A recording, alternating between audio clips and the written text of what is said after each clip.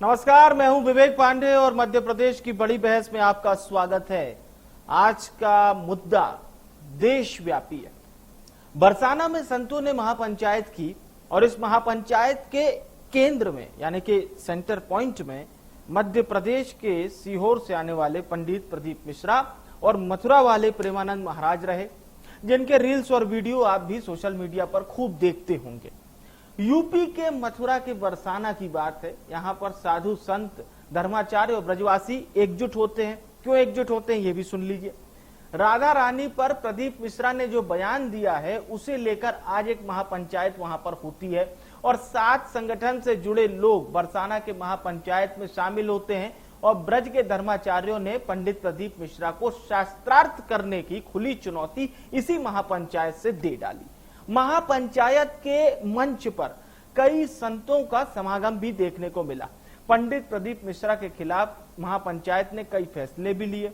इस फैसले में यह भी कहा गया कि प्रदीप मिश्रा राधा रानी की चौखट पर आकर माफी मांगे और संतों की अगर हाँ होती है तो माफ कर दिया जाएगा और बरसाना आकर राधा रानी से माफी मांगे तो ही माफ किया जाएगा।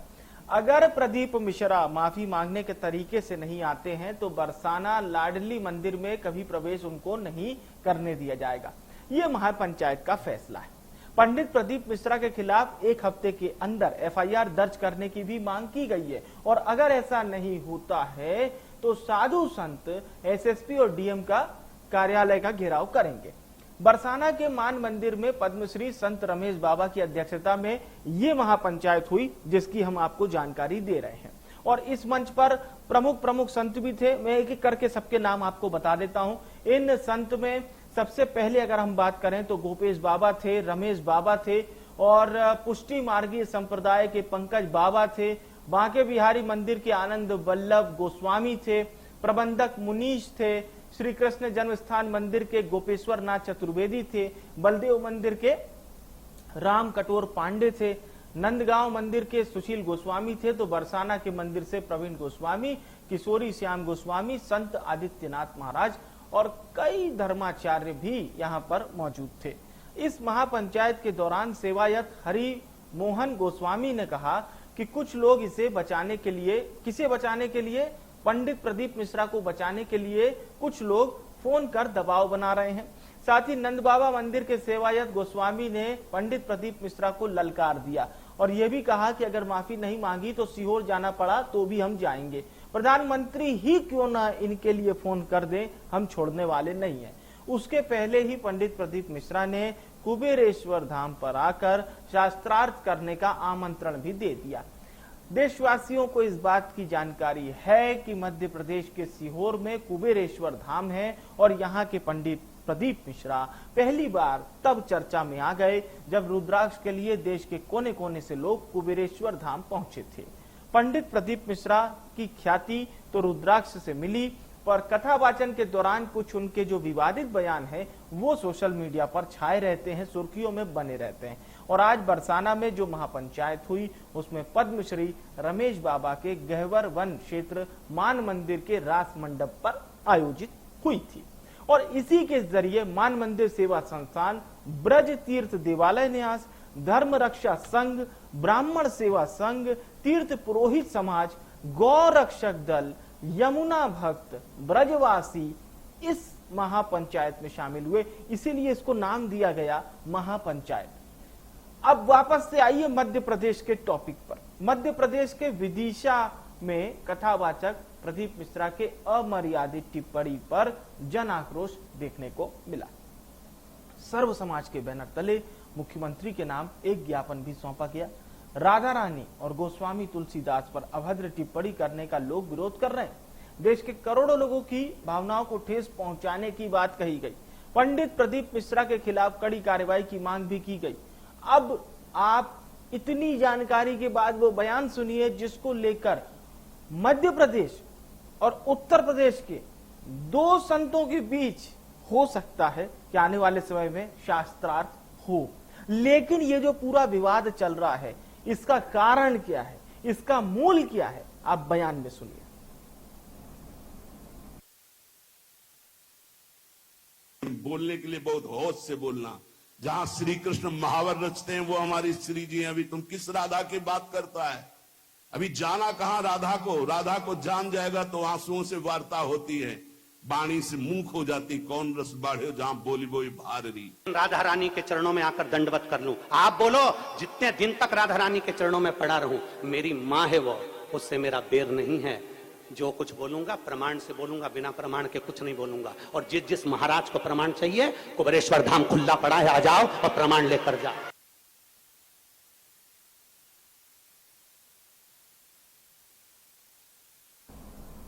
तो बरसाना लाडली मंदिर में कभी प्रवेश करने नहीं दिया जाएगा, ये बात महापंचायत में हुई।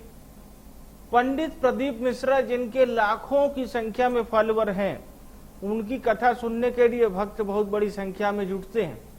प्रदीप मिश्रा देश भर में कथा वाचन करते हैं।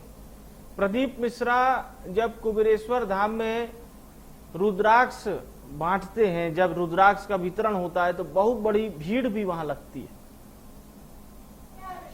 हमने न पढ़ा उनका वक्तव्य और न हम जानते हैं। राधा रानी कृष्ण की आत्मा है। आत्मा रामा से कृष्ण से, ध्रुव आत्मा से राधा। वो कहते राधा रानी तो बरसाना एक बार आती थी मात्र केवल। नहीं, गलत। शास्त्र कह रहे हैं, शास्त्र में लिखा हुआ उनके में। नहीं, गलत है। इसके बारे में शास्त्र नहीं है।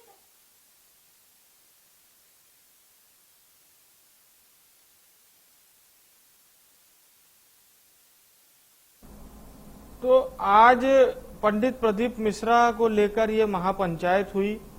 पंडित प्रदीप मिश्रा के ऊपर आक्षेप लगाए गए और पंडित प्रदीप मिश्रा के लिए ये तक कह दिया गया कि अगर वो, मतलब किसी साधु संत के लिए ऐसा शब्द नहीं कहा जाता, लेकिन ये कहा गया कि अगर वो यहाँ पर आकर माफी नहीं मांगता है तो उसे कभी भी मंदिर में प्रवेश करने नहीं दिया जाएगा। ये तमाम बातें हुई। धर्म को समझने वाले दो लोग हमारे साथ हैं। सबसे पहले मैं स्वागत करना चाहता हूं महामंडलेश्वर शैलेशानंद गिरी महाराज जी का, जूना अखाड़ा से। प्रणाम भी करता हूं महाराज आपको और बहुत स्वागत भी करता हूं इंडिया न्यूज के इस मंच के जरिए आपका। चंद्रशेखर तिवारी जी हमारे साथ इस वक्त जुड़ चुके हैं। आप हिंदूवादी नेता हैं, बहुत बहुत स्वागत है तिवारी साहब का इंडिया न्यूज पर। शुरुआत हम करते हैं शैलेशानंद गिरी महाराज जी से। महाराज, ये जो संतों के बीच ही ये बहस चल रही है, ये विवाद चल रहा है, प्रदीप मिश्रा जी का अपना वक्तव्य है और प्रेमानंद महाराज का अपना वक्तव्य है, इसको आप किस तरह से देखते हैं? पहली प्रतिक्रिया। देखिए, ये एक सहज विषय हो सकता था यदि ये सार्वजनिक नहीं किया जाता, इसे प्रचारित नहीं किया जाता, प्रसारित नहीं किया जाता। अब ऐसा लगता है जैसे सनातन के खिलाफ कोई बहुत योजनाबद्ध तरीके से षड्यंत्र चल रहा है ताकि इस विवाद को और हवा दी जाए भिन्न प्रचार माध्यमों के माध्यम से, ताकि सनातन और ज्यादा आहत हो पाए। ये पोलराइजेशन का दौर है। ऐसी स्थिति के अंदर भिन्न कॉमर्शियल वैल्यूज को इस्तेमाल किया जाता है, व्यापारिक दृष्टिकोण के साथ में धर्म को भी देखा जा रहा है। ये उचित नहीं है। मैं तो दोनों पक्ष से यही अपेक्षा करता हूँ कि देखिए, सच क्या है, गलत क्या है, इसका निर्णय बंद कमरे में हो सकता है, परस्पर वार्तालाप से हो सकता है, चर्चा से हो सकता है, शास्त्रार्थ से हो सकता है, और भिन्न बहुत वरिष्ठ विशेषज्ञ लोग हैं, ज्ञानी लोग हैं, जिनके समक्ष किया जा सकता है। किंतु इसको इतना प्रचार देकर के, चुनौती देकर के, चेतावनियां देकर के बादशाह का जो इस्तेमाल होता है उसका इस्तेमाल न करे, इससे हमारा सनातन आहत होता है। यही मेरी अपेक्षा है। जी।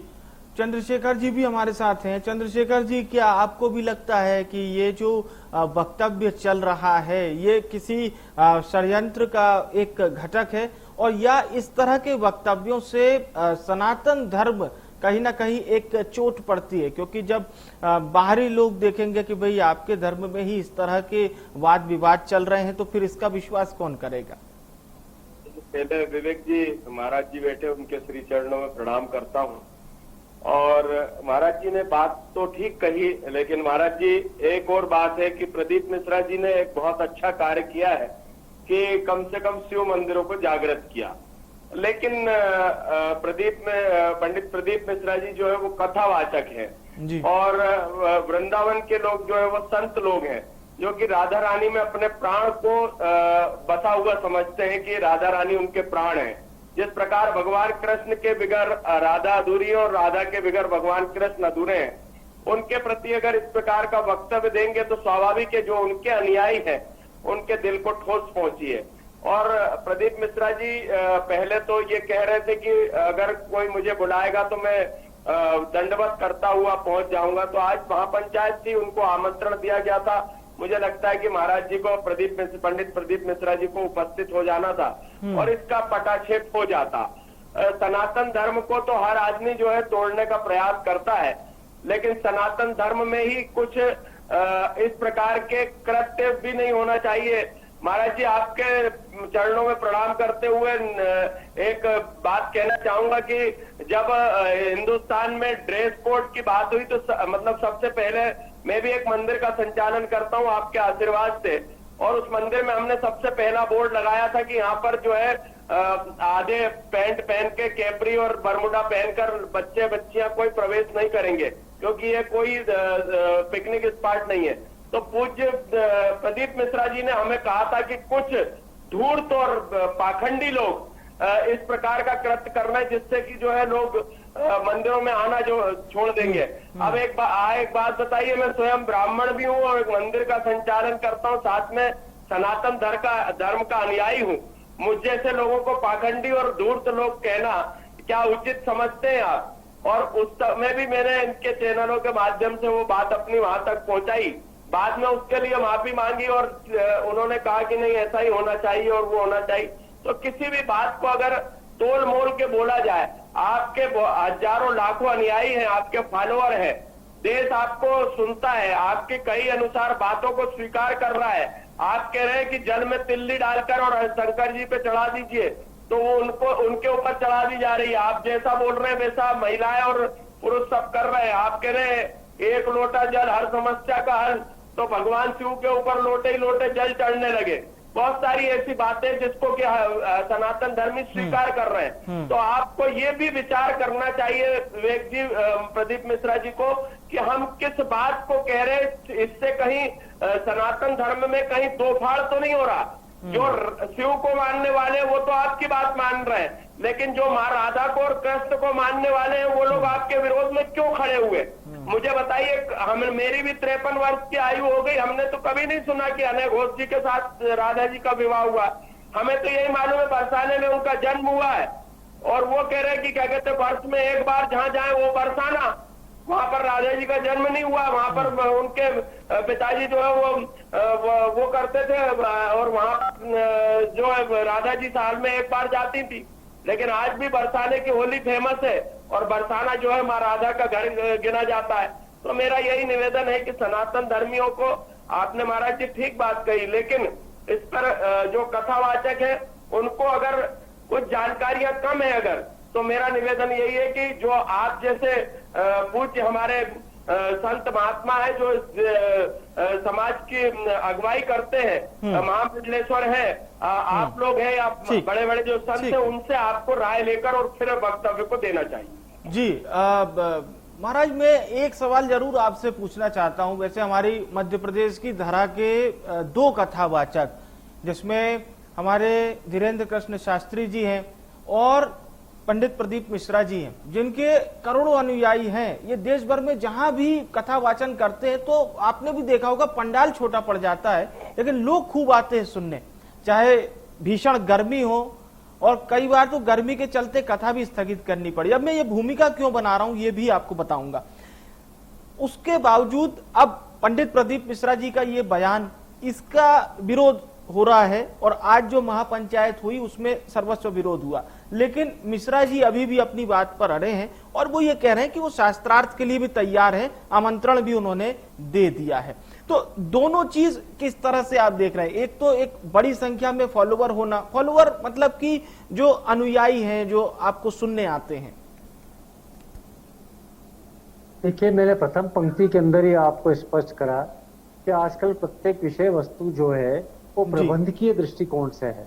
यदि हमने कुछ प्रबंधन किया है, उस प्रबंधन के चलते हुए कोई व्यवस्था हमारी निर्मित हुई है, तो फिर हमारे अंदर कहीं ना कहीं ये धृष्टता भी आ सकती है, ये सामर्थ्य भी आ सकता है।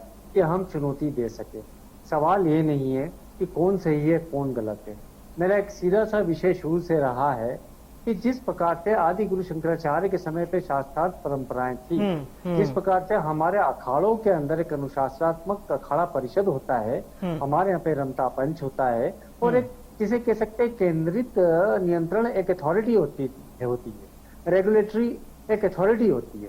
तो हम ये चाहते हैं कि सनातन बोर्ड जैसी कोई चीज हो, या फिर इस प्रकार की विद्वत परिषदें जो हैं, भिन्न नागरिक ऐसे नगर हैं जो हमारे आध्यात्मिक दृष्टिकोण से बेहद उन्नत है, उज्जैनी है, प्रयागराज है, हरिद्वार है, इन सब नगरों की एक विद्वत परिषद होती है जिसके अंदर बहुत योग्य विद्वान पंडित होते हैं, उनकी एक समिति बनती है। वो समिति एक प्रकार की जूरी का फॉर्मेशन हो, ताकि इस प्रकार का कोई सा भी धार्मिक विवाद होता है तो हर छोटी चीज के लिए पुलिस के पास जाना, अदालतों के पास जाना, ये हमारे प्रतिष्ठा के अनुरूप नहीं है। बजाय इसके किसी भी प्रकार का कंफ्यूजन है, कोई प्रश्न है या किसी प्रकार का कोई दावा है, तो वो दावे भी इस जूरी के सामने, इस प्रकार के सनातन बोर्ड के सामने प्रस्तुत किया जाए, ताकि वहां के जो विद्वत जन है वो निर्णय ले पाए। आज हमारे अखाड़ों के अंदर तो थोड़ी सी धृष्टता होती है, वैसे निलंबित कर दिया जाता है। इतनी सुंदर व्यवस्था है सनातन धर्म के अंदर जो आदि गुरु शंकराचार्य ने लागू की है। तो हम ये चाहते हैं कि हर गली के अंदर आजकल कथाकार है, कौन सही है कौन गलत है इसका निर्णय लेना जनता के हाथ में नहीं होना चाहिए। देखिए, हर चीज में लोकतंत्र की कहीं न कहीं विभीषिकाएं भी होती है, एक भेड़ चाल भी होती है। तो हम हैरी पॉटर की सीरीज न बनाए, हम हर चीज को चमत्कार की व्याख्या के साथ न लेकर के आए। हम ये देखें कि किस तरह से सनातन का जो वास्तविक वैज्ञानिक स्वरूप है उसको जनता के समक्ष प्रस्तुत किया जा सके। ऐसा कौन सा धर्म है विवेक जी जिसके ऊपर साइंस ने कभी अनुसंधान किया हो? हमारी इवोल्यूशनरी थ्योरी से लेकर के मल्टीवर्सेस थ्योरी तक के ऊपर हमारे वेदों के अंदर व्याख्यान है। हम कथाओं के मनोरंजन दृष्टिकोण के साथ में प्रस्तुत करने के कारण प्रसिद्ध तो हो सकते हैं, किंतु हम धर्म का कोई बहुत बड़ा लाभ नहीं पहुंचा सकते, नहीं राष्ट्र को उस महानतम परिपाटी के ऊपर ला सकते, जो कि हो सकता है हमारे इन्हीं ग्रंथों के माध्यम से। बिल्कुल, एक तरफ हमारे पाठ्यक्रम के अंदर गीता, रामचरितमानस, विवेक चूड़ामणि आदि धर्म ग्रंथों के भिन्न खूबसूरत जो उल्लेख हैं उनको लागू करने की मांग करते हैं, और वहीं पर हम उन कथानकों के ऊपर विवाद उत्पन्न करते हैं। तो ये कहीं ना कहीं कोई हिडन एजेंडा तो नहीं है जो समाज के अंदर ला करके हमारे सनातन को आहत किया जा रहा हो, सनातन को खंडित करने की एक कुत्सित साजिश हो। बहुत अच्छी बात आपने बोली। और मैं महाराज जी, मतलब मैं आपकी बात में एक चीज जरूर जोड़ना चाहूंगा। एक समय सिलसिला चल पड़ा था कि हिंदू बॉलीवुड में हिंदू धर्म के किसी व्यक्ति को दिखाना हो तो टीका लगा हुआ व्यक्ति धूर्त है, वो पाखंड कर रहा है, लेकिन फिर दूसरे धर्म पे, खैर वो एक अलग विषय हो जाएगा। लेकिन अब अच्छी बात है कि लोग समझने लगे हैं, ये अंतर लोग समझ रहे हैं, ये बहुत अच्छा है कहीं ना कहीं। तिवारी साहब, आपको क्या लगता है कि आदरणीय पंडित प्रदीप मिश्रा जी को जाना चाहिए बरसाना, और वहां पर जो बात महापंचायत ने कही है उसे पूरा करना चाहिए? देखिए, पंडित प्रदीप मिश्रा जी को अवश्य बरसाना जाना चाहिए था। आज महापंचायत थी, उनको वहां उपस्थित होना चाहिए था। अगर किसी विवाद का पटाक्षेप करना है, अगर आप मान लीजिए किसी का समझौता करना है, तो अगर मैं विवेक जी के पास जब उपस्थित ही नहीं होऊंगा तो आपकी और मेरी बातचीत कहाँ होगी? आपके मन में क्या है, मैं अपनी बात कहूंगा, आप अपनी बात कहेंगे, और बीच में समझौता कराने वाले उस बात का पटाक्षेप कराएंगे। लेकिन आप अगर अपने एटीट्यूड में रहेंगे, विवेक जी अपने एटीट्यूड में, चंद्रशेखर तिवारी अपने एटीट्यूड में, तो कैसे उसका पटाक्षेप कैसे होगा? जब वहां पर धर्माचार्यों की महापंचायत बुलाई गई और आपको निमंत्रण दिया गया, आपने तो मंचों से कहा कि अगर मुझे बुलाएंगे महाराज जी, परमानंद जी महाराज, तो मैं दंडवत करते हुए वृंदावन चले जाऊंगा, वृंदावन के संत मुझे बुलाएंगे तो मैं चला जाऊंगा। तो आपको जाना चाहिए था, आप चले जाते तो मुझे लगता है कि आपके अनुयायियों को भी अच्छा लगता हो। तो माँ राधा को मानने वाले अनुयायी हैं, उनके तक भी संदेश आपका पहुंच जाता। क्योंकि आखिरकार सब सेवा तो सनातन धर्म की ही कर रहे हैं ना।